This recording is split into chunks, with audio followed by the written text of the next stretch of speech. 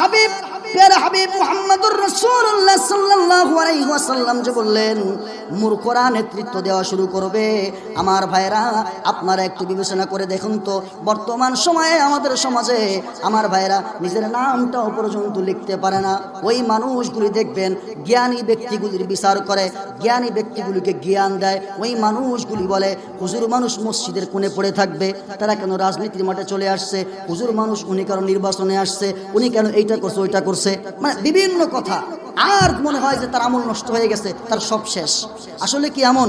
আসলে একজন নামাজি ব্যক্তি, একজন বুজুর্গ ব্যক্তি, একজন আলেম ব্যক্তি, তিনি সমাজের মসজিদের নেতৃত্ব দিলে যেরকম ভালো, সমাজের নেতৃত্ব দিলে আরো ভালো। বরং যারা খারাপ মানুষ ওদেরকে মসজিদে ঢুকাও, আর ওই তারা একটু ভালো হতে পারবে। আর ভালো মানুষগুলোকে মসজিদ থেকে বের করে সমাজের মধ্যে নামায়া দাও, সমাজগুলি ভালো হয়ে যাবে।